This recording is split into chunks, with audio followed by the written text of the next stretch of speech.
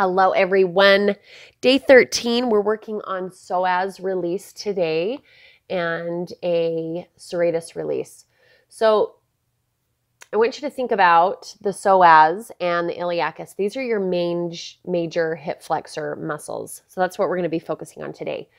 So just to self-assess, you're going to come to a mat and you're going to just pull individually one knee into the chest at a time. And notice if there's any tension or pain in those hip flexors as you come into flexion or pulling knee into the chest. So I've got a lacrosse ball. You can start with a tennis ball. There's all options. I'm going to show you the movement with a dumbbell. Okay. The same movement can be done by just holding the ball. So again, if you've got really tight hip flexors, you're going to start without the dumbbell.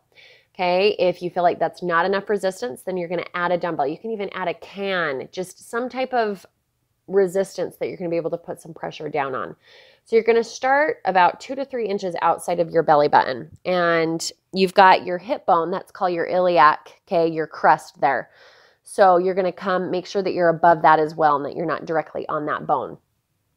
So to start out with, you're just going to position that ball, okay, and you're going to start to use the breath. We call it a melting. So you're going to just let that dumbbell or let the pressure of your hand, if you're not using the dumbbell, okay, or kettlebell or external resistance, you're just going to start to let that resistance or pressure start to melt the layers of tissue, okay? And you can use what's called like a scrubbing movement or a gentle kind of rolling movement. And then as you start to feel, okay, the tissue release, now you can see here I'm starting to add some movement where I'm going to externally rotate, keeping the chest and the hips open, extending out through the leg, and then coming back to center and exhale as we release. So I try to continue to use my breath here. So inhale, you're going to open out through the knee. Exhale, you're going to extend out through the leg. Inhale, go ahead and pull the knee back into the chest, and then exhale, right, we're going to release and allow that tissue to expand and open. So as you start to feel more change in the tissue, then you can progress or you can continue to add more pressure or resistance, getting deeper into those layers. One vital piece of form and technique when it comes to smashing, you guys, is making sure that we allow the body to release before we move deeper into these connective and these muscle layers of tissue. So sometimes we want to just muscle into it and get in there, and what happens is we actually send the body into shock. And so we actually become more tight and contracted and bound because the body's trying to protect itself. So it's really important that you use the breath, okay, and you use that principle of progression here. So consistency is going to be key with this, just like any of our other mobility challenges. You can start to add or progress as you move the ball. Okay, so you can see I'm kind of coming up a little bit higher. The psoas and the iliacus, they're really long muscles and actually come up underneath the rib cage. So it's going to take a little bit of time, especially if we haven't done any type of smashing or mobility exercises specifically in the hip flexors. It's going to take some practice. So just don't get frustrated. So remember, I'm going to have you work through both of these smashing techniques on the right side, and then you're going to pause or restart the video and you'll work through everything on the left side. So once again, as you start to get some movement, okay, and some change in the feeling of the tissue, then once again, you can add, again, movement, okay, abduction, adduction, extending out through those legs, okay, adding our box movement here, right, where we get all 4 movements. And then you can, again, progress through these phases. So the cool thing about smashing that it really allows you to focus on what you're feeling. What I feel is going to be slightly different than what you're going to feel depending on your mobility level.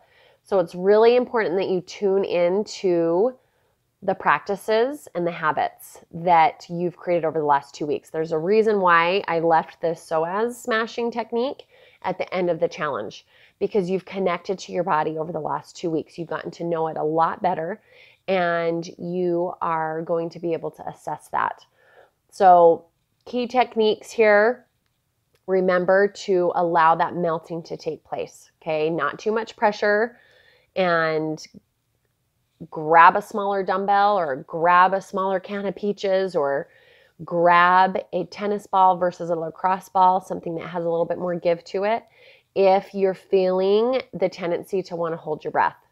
Okay, and then make sure that you let those changes in the tissue take place, because you start to feel the release of that tack down tissue or muscle, connective tissue, and then we progress to the next phase. And then remember to breathe. It's really, really important and vital. Just like extending through a vinyasa flow, the breath needs to be present for us to get that full benefit, an effective benefit for creating progression and change in the body. So you've been doing this for about 6 minutes. We're going to take a moment, assess, move through some hip movement, some external rotation, some internal rotation, and just notice changes in the tissue. Again, you can come back to this side again after we move through our second smashing technique. So you're going to go ahead and come onto the side of your body, okay?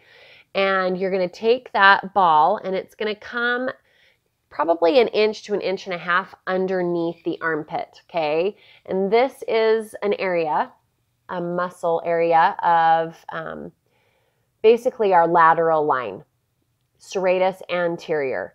This is a muscle, kind of a fan-shaped muscle that contributes to tight scapular muscles, which then contributes to tight upper back and neck muscles. So once again, think about the domino effect. So what I'm doing here is I'm just, once again, letting the pressure of my body be the resistance now. And this is a great smashing technique to help with any overhead movements, okay? This is also a muscle, an area. It's called the boxing muscle. It's kind of its nickname. And it moves with that push and pull. It really helps with that push and pull. And so it's something that for a lot of us gets very, very tight very, very quickly.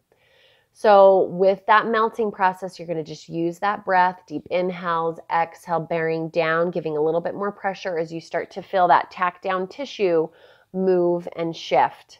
Okay, and you feel those changes. It might feel almost like there's some knots in there, okay? Allow the breath almost in your movements with the ball to kind of just follow where that knot goes. Okay, if you've ever had like a back massage, just allow that pathway to progress. You've got natural lines and grains, okay, that tissue is going to want to move towards. So don't go against it, go with it and use the breath. You can continue to work down this lateral line. So you notice, again, I'm just kind of moving forward and back, kind of using, okay, that flossing movement forward and back, vertically, horizontally. And then remember to keep some engagement of the core here. So we're at about 9 minutes. Okay, we're going to be finishing up here in just a few seconds. So remember, you're going to pause this video and then you're going to go through everything on the second side.